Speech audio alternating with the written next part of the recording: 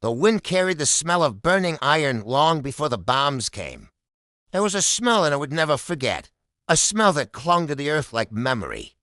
Before the war, she used to walk her daughter Lena to school every morning, the two of them racing past the old bakery at the corner, laughing at the pigeons that scattered into the winter air. Her husband Yuri would wait at the bus stop with his medical bag, smiling, waving, as though every goodbye was just another promise to return. The day the sky broke open, Mariupol was not ready. No one ever is. It began with distant thunder that wasn't thunder, and windows trembling in their frames. Anna had just finished grading her students' notebooks when the first explosion rolled through the street, shaking dust from the ceiling. Lena screamed. Anna ran to the window. Smoke was rising from somewhere near the docks. Sirens howled. Neighbors shouted. Dogs barked and children cried. In those first moments, the city was still trying to understand what had happened. Yuri grabbed his bag and kissed Anna on the forehead. "I have to go to the hospital," he said. "They'll need me." Anna clutched his hand. "Don't." "Please don't go," he smiled, not out of courage, but out of love. Someone has to stay alive for the rest of us. That was the last time she saw him. Hours became days. The television stopped working. The radio spoke only in whispers. And then, nothing, only the distant rumble of shells and the silence that follows fear. Anna gathered what food she could find, wrapped Lena in blankets, and joined the long line of people heading west. Snow fell like ashes. Someone said the trains weren't running. Someone else said the bridges were gone. Every step felt like a decision she didn't understand. At night, they slept in basements lit by candles. In one of them, a boy barely 18 sat against the wall, cradling a rifle. His name was Nikolai. He didn't look like a soldier. His hands trembled too much. When the candlelight caught his face, Anna saw tears he didn't want anyone to see. Lena offered him a piece of bread. "You look hungry," she said softly. He shook his head. "I'm not supposed to take anything," and I watched him for a while. "You're young," she said. "You should be home." He looked away. Home doesn't exist anymore. The war made strangers family and family strangers. By the third week, food was gone. They learned to listen. The whistle of a shell meant they had seconds. Silence meant danger had passed, for now. Anna started writing letters she could never send. To Yuri, to her students, to a future she wasn't sure existed. Lena drew flowers on the backs of those letters, as if color could save them. Then came the day the hospital was hit. The ground shook so violently that even the rats fled the tunnels. Smoke rose in a pillar that touched the sky. Anna didn't need to be told. She fell to her knees, clutching the air as if it could bring him back. People screamed. Others ran. The city that once sang with markets and children's laughter now sounded like a broken machine. Marco, the journalist, still carried his old camera. "If I stop filming," he said, "the world will forget us," and I wanted to believe that someone would remember. Then across the border, someone was watching, feeling something other than pity. But the longer it went on, the more it felt like they were alone in the middle of the earth. Nikolai's unit retreated into the city's edge. He came to the basement where Anna and Lena hid. His uniform was torn, his face pale. "They told us to leave," he said quietly. "But I can't go."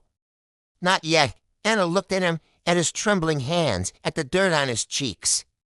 She didn't see an enemy. She saw a boy lost in a war started by men who never touched the soil they were burning. "Why are you here?" she asked. He hesitated. "Because I shot someone yesterday," he said.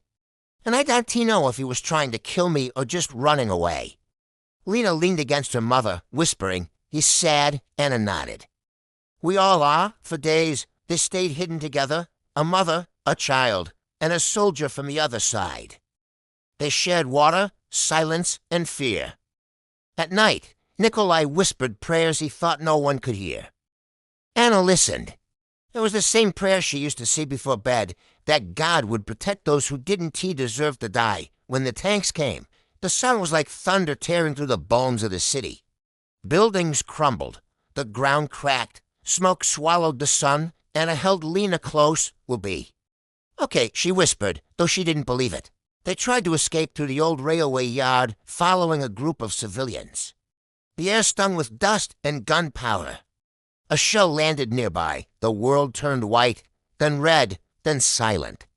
When Anna opened her eyes, Lena was gone. She screamed her daughter's name, running through the smoke, tripping over debris, her hands bleeding as she dug through the rubble.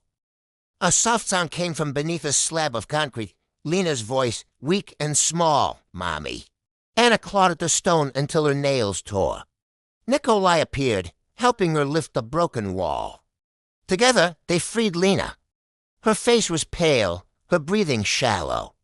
Anna held her close, rocking her, whispering words that no longer meant anything. "She's hurt," Nikolai said. "Help me," Anna begged.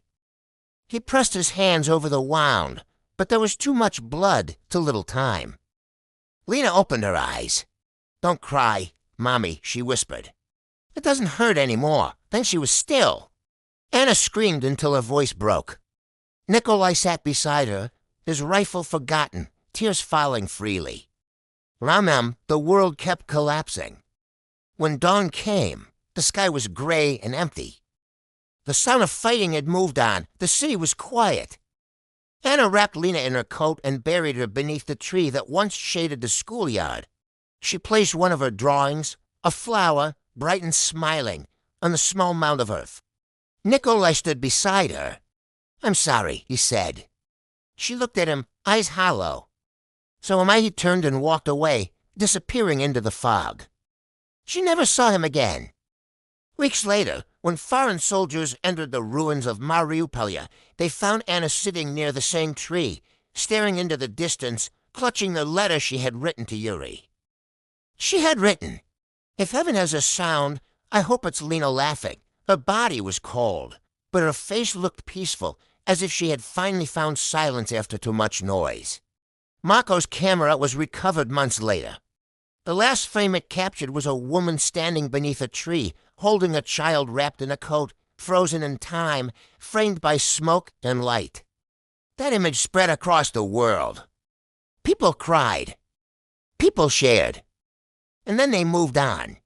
But somewhere in the echoes of the city that once breathed, the wind still carried her voice, a whisper that said, "We were here, we loved, we mattered." When the soldiers found Anna's body, they didn't know her name. They buried her near the same tree, beside the small mound that marked Lena's grave. Someone tied a blue ribbon to a broken branch.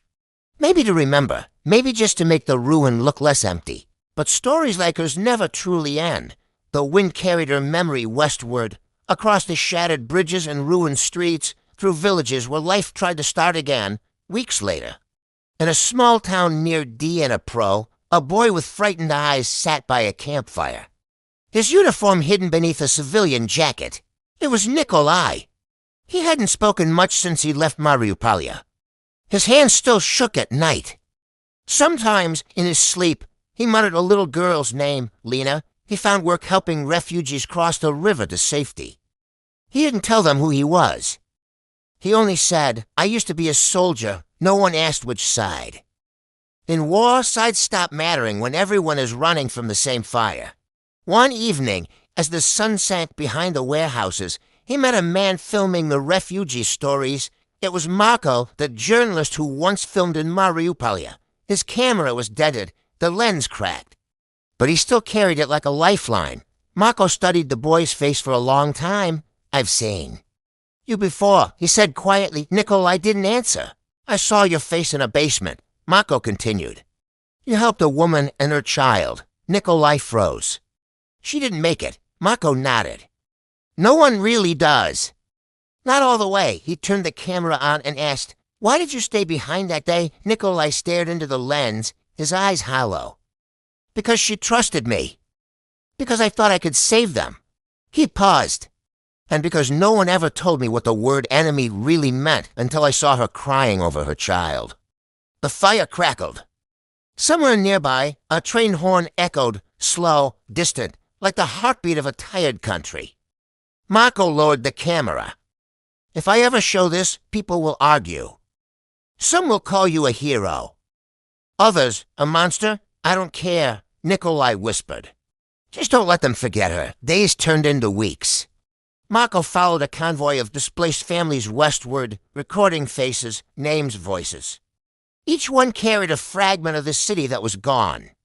One old woman told him, "War doesn't kill you once. It kills you every time you remember who you were before it." As spring came, the snow melted into mud. The rivers swelled. Camps filled with tents and aid trucks lined the roads. Hope became something rationed, given in small doses, like medicine. In one of those camps, Marco met a nurse named Elena. She was young, her hair always tied up, her voice calm even when chaos surrounded her. She treated Nikolai when he fell sick with fever. He kept trying to leave, but his body wouldn't let him. Elena asked no questions about his past. She just said, "You have the eyes of someone who saw too much too early." He gave a faint smile. "And you?" "I stopped watching the news," she replied. "Now I just fix what I can touch." Over the weeks, a fragile bond formed between them. Not love, not yet, just the quiet recognition that both had lost something they couldn't name. Marco, meanwhile, uploaded small clips of their world. The refugee lines, the laughter of children playing with cardboard toys, the women baking bread over open fire. His videos began to spread. People commented words like hope, strength, solidarity. But behind each frame was a truth he couldn't edit away, the silence after the camera stopped rolling. Then one morning, soldiers arrived at the camp, not with guns raised, but with papers. They said the front was moving again. Everyone had to evacuate further west. Panic spread like wind through dry grass. Buses filled quickly. Mothers screamed their children's names. Marco tried to film, but his hands shook too much.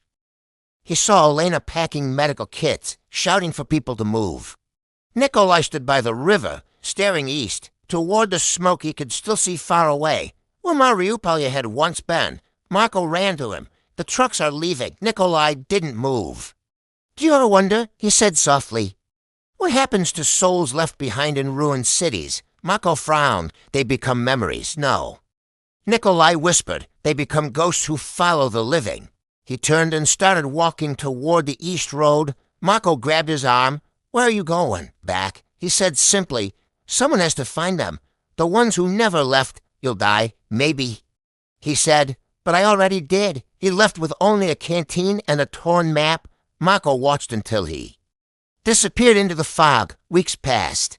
Rumors spread of a lone young man helping civilians trapped behind lines, guiding them through tunnels and old sewers. No one knew his name, only that he carried no weapon, only bread and water.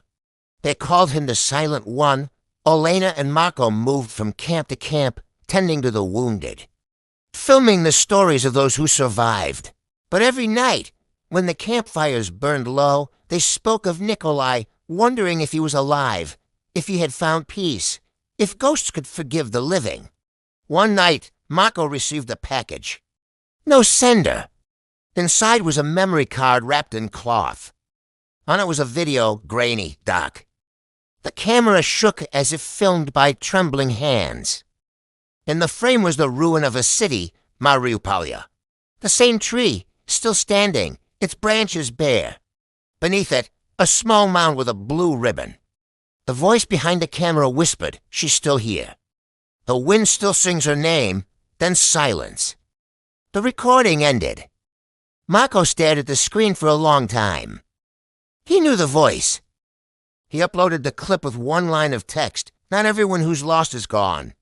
It spread faster than anything he'd ever made. Millions watched. People cried in cities far from the war. But only a few noticed, in the background of that video, a shadow moving between the ruins. A figure walking slowly, head bowed, carrying a small bouquet of wildflowers.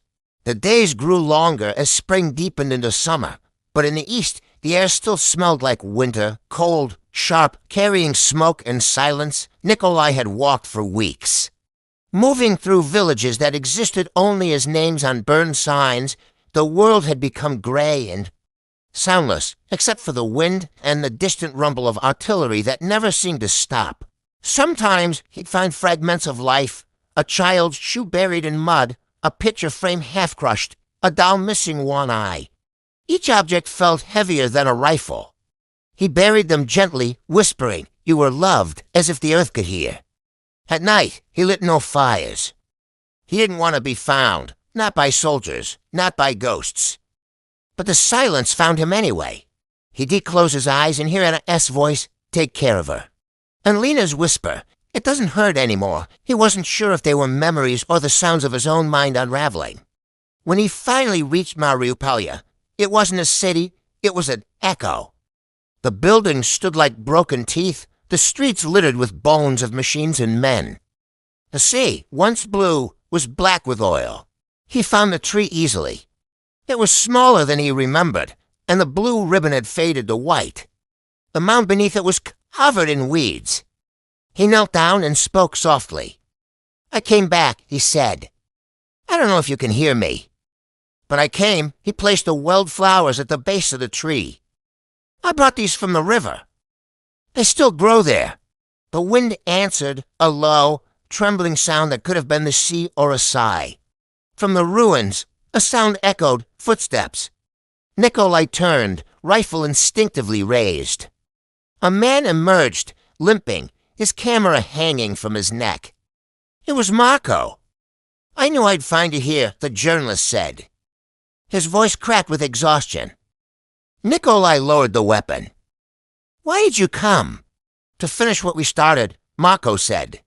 "People need to see the truth." They sat beneath the tree as the evening fell. Marco turned on his camera, setting it on a rock. "Tell me," he said quietly. "What do you want them to know?" Nikolai looked at the horizon, where the sun bled into the water. "That none of this was worth a smile," he said. "That war doesn't make heroes.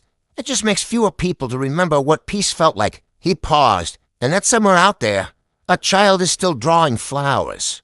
Because she doesn't know what else to do, Marco kept filming. His battery blinked red. The wind grew stronger, swirling dust around them. Suddenly, a shell exploded in the distance, close enough to shake the ground. The camera fell over, still recording. When the dust settled, Marco was on the ground, bleeding from his shoulder. Nikolai crawled to him. "Stay with me," Marco gasped. His breath shallow. "Take the camera," he whispered. "Finish it." Nikolai shook his head. "No." "Promise me," Marco said, gripping his hand. "Show them what we saw. Show them she existed." The second blast came before Nikolai could answer. When rescuers arrived days later, they found the bodies near the tree. One soldier, one journalist.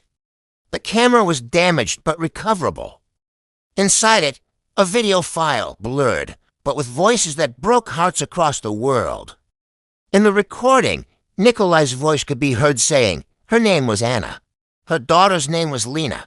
If you hear this, tell someone they were real. That clip was broadcast globally, shared, subtitled, remixed, re-uploaded. It became a symbol not of sides, but of sorrow. People wept in cities far away, lighting candles for names they'd never known. Months later, when the war lines shifted again and aid workers returned to Mariupol, they found the same tree still standing. At its base was a new ribbon, blue and yellow, and beside it, a small plaque written in 3 languages for those who loved more than they hated. Olena, now working with a relief team, stood silently before it. In her hand, she carried a faded photograph, a picture Marco had taken before the last explosion. It showed 3 people beneath that tree, Anna, Lena, and a young soldier whose name history would never write. She placed the photograph at the foot of the plaque and whispered, "Rest."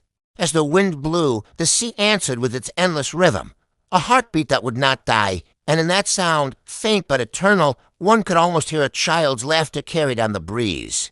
The spring that followed the winter of war came late, as if even nature hesitated to step across the ashes of what had been destroyed.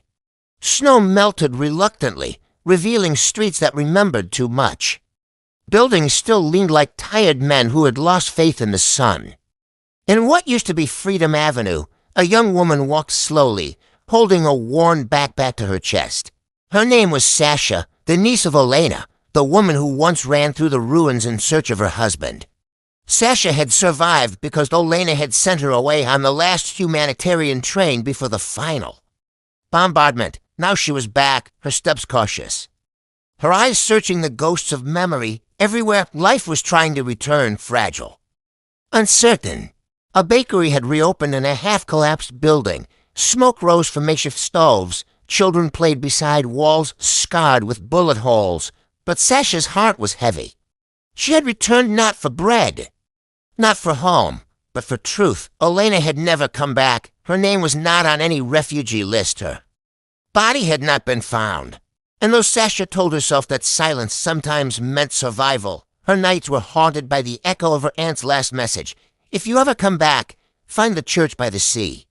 The truth is buried there. The church by the sea had once been white, its bell tower visible from every street. Now it was blackened, the cross at its peak broken in half. Inside, pigeons fluttered above pews filled with dust. Sasha pushed open the creaking door and felt a rush of cold air, like breath from another world. The altar was cracked. Behind it, half hidden under rubble, she saw what looked like a bundle wrapped in a blue scarf. Her fingers trembled as she lifted it. Inside lay a diary, water-stained but intact, Alena's handwriting, faint but readable. She sat on the floor and began to read Day 19. We thought the ceasefire would last. It didn't. Mitro and I tried to reach the southern checkpoint, but there were too many drones. We turned back. If anyone finds this, tell Sasha not to come. This city eats its memories. But I couldn't leave. Mitro's here. Somewhere beneath what used to be our home, Sasha's eyes blurred with tears. She turned the pages carefully. Day 34. The night is never silent anymore. Even the waves sound like engines. I found a group of people in the basement of the hospital. They call themselves the Keepers. They gather what remains, names, letters, birth certificates. They say someday someone will need proof we lived. Sasha read until the light faded through the broken windows. Outside, the sea groaned, pushing debris against the shore. She turned one last page, Day 48. I heard the bell ring. Not the wind, the real bell. Maybe that means it's time. If you find this, Sasha, don't look for us in the ruins. Look for us in the sound that never dies. The words ended there. Sasha closed the diary and pressed it to her chest. Tears came silently, not from sorrow, but from the strange peace that follows knowing. Outside, the evening turned golden. The city looked softer in the fading light. And then faintly, the bell rang again. For a moment, she thought she imagined it. But as she stepped outside, she saw them, a group of young volunteers, men, and women from neighboring towns, hanging a new bell in the tower. They had come to rebuild. A man with paint-stained hands noticed her watching and smiled. You live here? He asked. She nodded. Long ago, then you should help us, he said. We're collecting stories. Every building, every person, so none of it disappears. She hesitated. Then she opened her backpack, pulling out Alena's diary. I have one story, she said. It begins with the sound of falling buildings, but it ends with the sound of a bell. The man took the diary carefully, as though it were glass. Then it belongs here. He said, weeks passed. Sasha stayed. She painted, cleaned rubble. Planted flowers in the cracks of sidewalks. Every day, the bell rang at sunset. And sometimes, when the wind blew from the sea, she could swear she heard a woman's voice carried with it. Soft, calm, saying, you made it? The war was not over. Borders still burned. But inside that single ruined city, people began to write their names again, rebuild walls, and plant seeds where tanks once stood. And though many were gone, their echoes stayed, not as pain, but as proof. Because even when history forgets, the heart remembers.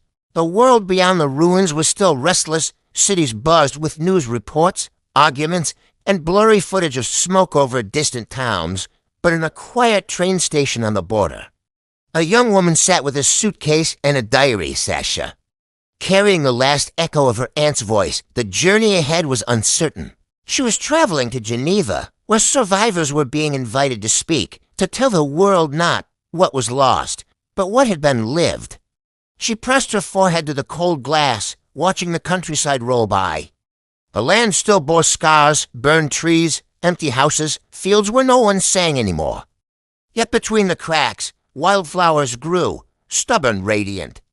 She whispered softly, "You were right, Aunt Elena. The sound never dies." When she arrived, Geneva felt like another planet. Clean, orderly, safe. People walked their dogs beside calm lakes. Cafes played soft jazz. Yet to Sasha, every sound still carried memory. Every siren. Every gust of wind through the trees reminded her of Mariupol. She checked into a small hostel near the UN district.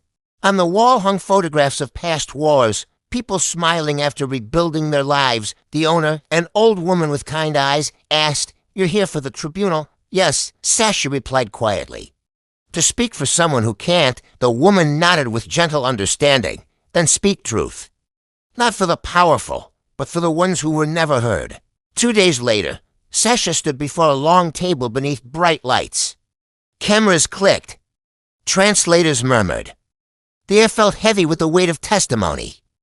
She opened Alina's diary on the stand, the same pages that had survived dust, fire, and rain. Her voice shook at first, but then it steadied, not as a victim, but as a witness. My aunt wrote these words while the world turned away. She wasn't a soldier or a leader. She was just someone who believed home was sacred, and when everything else fell apart, she kept believing that love was stronger than war. A translator repeated her words in another language. Faces softened. Some eyes glistened. Sasha turned a page and read, "The keepers, they gathered our names so history would not forget. I am here because they believed someone would listen." She looked up at the delegates. "Now I am asking you, will you?" The room was silent, not out of coldness, but out of reverence. After the session, journalists asked questions. Some wanted politics. Others wanted pain. But Sasha offered neither. "I'm not here to accuse," she said. "I'm here to remind, because when a city dies, it doesn't end, it echoes, and every time someone listens, it lives again." Her words spread online, shared across languages.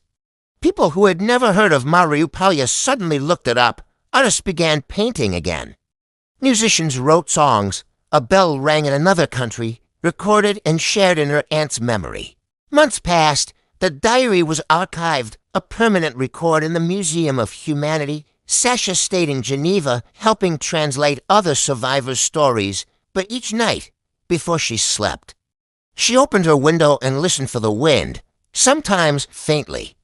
She still heard the sea. One evening, a letter arrived, no return address, just her name. Inside was a photograph, the church by the sea, now fully rebuilt, its tower white again, its bell shining in the sun. On the back of the photo were for words written in familiar handwriting. "You kept the sound alive," her breath caught. It couldn't be Alina's handwriting, clear as day. Tears welled in her eyes. Whether it was real or imagined no longer mattered. It meant the same thing. Memory had triumphed over silence. Sasha returned one last time to Mariupol that summer. The city was rebuilding, slowly, painfully, beautifully.